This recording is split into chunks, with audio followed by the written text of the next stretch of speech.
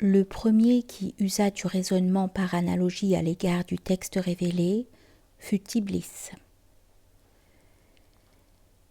La première personne qui présenta ces misérables analogies en présence des lumières divines fut Iblis. Il dit « Sans nul doute le feu est supérieur à la terre. Je suis de feu, Adam est fait de limon sale. » Jugeons donc en comparant le secondaire avec le principal. Il est fait de ténèbres et moi de lumière éclatante. Dieu dit « Non, au contraire, il ne sera plus question pour eux de généalogie. L'ascétisme et la piété seront la seule voie vers la prééminence. » Cela n'est pas l'héritage du monde fugace, que tu puisses l'obtenir par des liens de la parenté. C'est un héritage spirituel. En vérité, ces choses sont l'héritage des prophètes. Les héritiers de ces derniers sont les esprits des hommes pieux.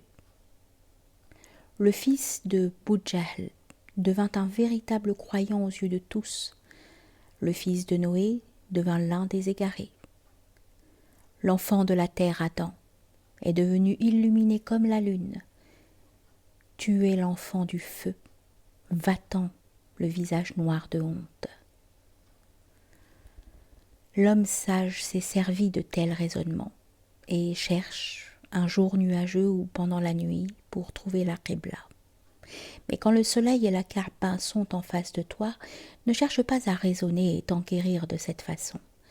Ne prétends pas qu'il est impossible de voir la Kaaba. Ne détourne pas ton visage à cause de ton raisonnement. Dieu sait mieux ce qui est juste. Quand tu entends un pépillement de l'oiseau de Dieu, tu mémorises son sens apparent comme une leçon. Puis de toi-même, tu construis certaines analogies. Tu transformes une simple imagination en une réalité. Les abdals ont certaines expressions mystiques que les doctrines exotériques ignorent. Tu as appris le langage des oiseaux par le son. Tu as inventé sans analogie et sans fantaisie. Les cœurs sont blessés par toi, comme le malade le fut tandis que le sourd devint enivré par la vaine idée du succès. Le scribe de la révélation, en entendant la voix de l'oiseau, s'imagina être l'égal de l'oiseau. L'oiseau battit d'une aile et l'aveugla. Il le plongea dans un abîme de mort et d'affreuse misère. Prenez garde, ne soyez pas vous aussi leurrés par une réflexion ou une opinion. Ne tombez pas des hauteurs du ciel. Bien que vous soyez Harout et Marout et supérieurs à tous les anges sur l'estrade de « nous sommes placés en rang », cependant ayez pitié de la perversité des pervers.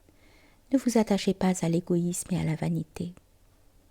Prenez garde que la jalousie divine ne survienne à l'improviste et que vous ne soyez précipités dans les entrailles de la terre. Tous deux dirent « Ô Dieu, à toi est le décret. Hors de ta protection, où y a-t-il en vérité une sécurité ?» Ils parlaient ainsi, mais leur cœur palpitait. Comment un mal nous adviendrait-il à nous, les bons serviteurs de Dieu ? L'aiguillon du désir ne quitta pas les deux anges avant que fût semée en eux la graine de la vanité. Alors ils disaient « Ô vous qui êtes composés des 4 éléments et ignorez la pureté des êtres spirituels, nous tirerons des rideaux de lumière sur le ciel terrestre, nous viendrons sur terre et nous dresserons un dais.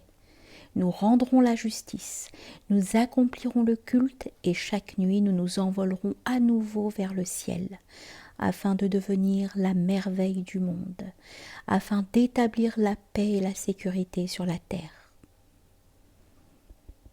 L'analogie entre l'état du ciel et celui de la terre est inexacte. Elle recèle une différence.